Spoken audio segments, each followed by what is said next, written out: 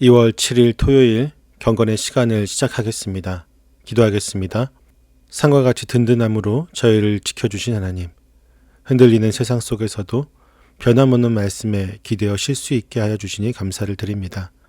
성령님, 산들이 예루살렘을 감싸듯 이 시간 저희의 마음을 평안으로 덮어 주옵소서.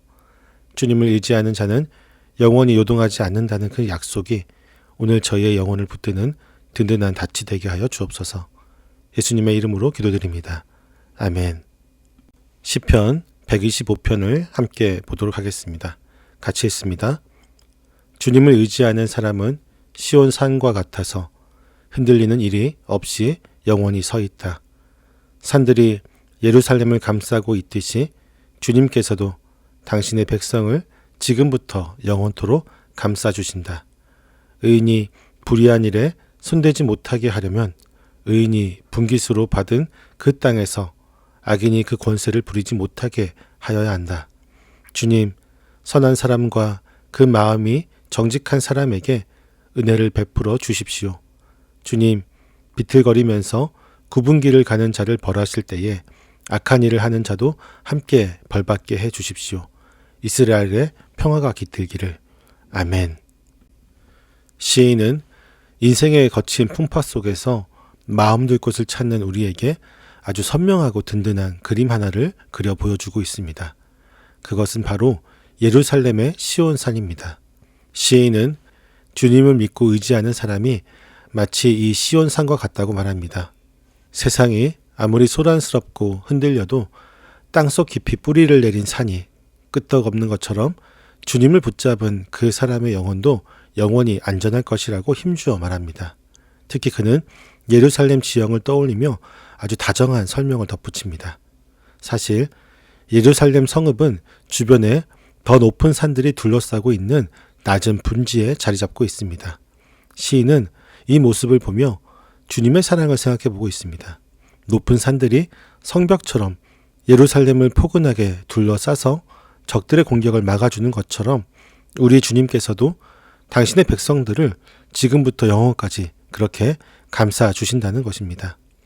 121편에서 산을 향해 눈을 들었던 순례자는 이제 그 산들이 나를 지켜주는 따뜻한 품이 되었음을 깨닫게 됩니다.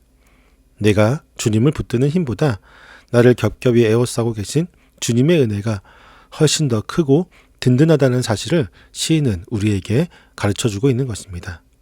이제 그는 우리의 현실적인 고민을 주님 앞에 가지고 나옵니다. 우리는 가끔 왜 정직하게 사는 우리보다 악한 사람들이 더 잘 나가는 것 같지? 라는 의문을 품기도 합니다. 시인은 이 문제를 아주 예리하게 짚어내고 있습니다. 만약 악한 자들이 휘두르는 지휘봉이 주님의 백성이 사는 땅에 너무 오랫동안 머물러 있게 된다면 선하게 살려던 사람들조차 마음이 꺾여 나도 그냥 나쁘게 살까 하는 유혹에 빠질 수 있기 때문입니다. 그래서 시인은 주님께 간절하게 요청합니다. 의인들이 나쁜 일에 손을 대는 불행한 일이 일어나지 않도록 악인들이 우리에게 허락된 삶의 자리에서 길을 펴지 못하게 해달라는 것입니다. 이것은 단순히 악한 사람을 미워해서 하는 기도가 아닙니다. 느헤미야가 성벽을 쌓을 때 안팎으로 괴롭히던 사람들을 물리쳐달라고 기도했던 것처럼 우리 공동체의 믿음과 정직함을 끝까지 지켜내고 싶어하는 시인의 절박한 마음을 기도로 표현한 것입니다. 시인은 주님께서 우리의 환경을 깨끗하게 정리해 주셔서 우리가 세상의 나쁜 습관을 흉내내지 않고 오직 주님의 자녀다운 모습으로만 살아가기를 간절히 바라고 있는 것입니다. 이제 그는 마음이 곱고 선하게 살려고 애쓰는 사람들을 위해 주님의 은혜를 구하며 노래를 마무리하고 있습니다. 주님을 믿는다고는 하지만 자꾸만 딴 마음을 품고 굽은 길로 비틀거리며 가는 사람들, 그리고 대놓고 악한 일을 일삼는 사람들과 우리는 분명히 달라야 한다고 시인은 강조합니다. 세상은 요령껏 사는 것이 똑똑한 거라고 말하지만 시인은 끝까지 정직한 길을 걷는 사람에게 주님이 결국 복을 주실 것이라고 믿어 의심치 않습니다. 시인은 주님께서 마지막에 선과 악을 분명히 가려주실 것을 확신합니다. 비틀거리는 인생들에게는 엄한 벌을 내리시더라도 끝까지 주님을 의지하며 바른 길을 걸어온 우리에게는 세상에 줄 수 없는 깊은 평안을 내려주시길 간구합니다. 시인이 외치는 이스라엘의 평화가 깃들기를이라는 축복은 단순히 싸움이 없는 상태를 말하는 것이 아닙니다. 주님의 보호 아래서 모든 것이 제 자리를 찾고 우리의 마음이 주님 안에서 안식을 누리는 온전한 상태를 뜻합니다. 시인은 이 기도를 통해 굽은 길이 아니라 주님의 정직한 길을 걷는 순례자들에게 반드시 승리의 날이 올 것임을 든든하게 약속해 주고 있습니다. 시편 125편은 우리를 산처럼 둘러싸고 계신 주님의 완벽한 보호를 믿으며 세상의 유혹 속에서도 끝까지 정직한 길을 걷기로 다짐하는 노래입니다.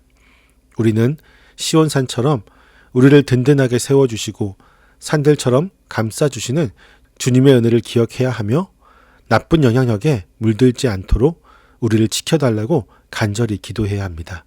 무엇보다 굽은 길이 아니라 정직한 길을 걷는 자들에게 주실 그 평화를 사모하는 삶을 살아야 합니다.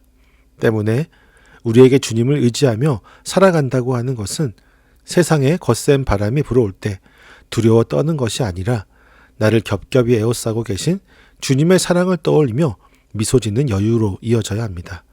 우리가 오늘 하루를 살아가며 마주하는 수많은 문제들이 있습니다. 남들도 다 그렇게 사는데 라고 하며 굽은 길로 가고 싶은 유혹이 우리의 마음을 뒤흔들 때 우리는 시선을 들어 나를 감싸고 계신 그 하나님을 온전히 바라보아야 합니다. 우리가 주님의 산 울타리 안에 머물러 있을 때 세상의 어떤 악한 세력도 우리를 결코 무너뜨릴 수 없습니다. 오늘 하루 이스라엘의 평화가 깃들기를 빌었던 시인의 마음으로 우리 곁의 지체들을 축복하기를 소망합니다. 비틀거리는 세상 속에서 중심을 잡고 바른 길을 걷는 것은 결코 쉬운 일이 아닙니다.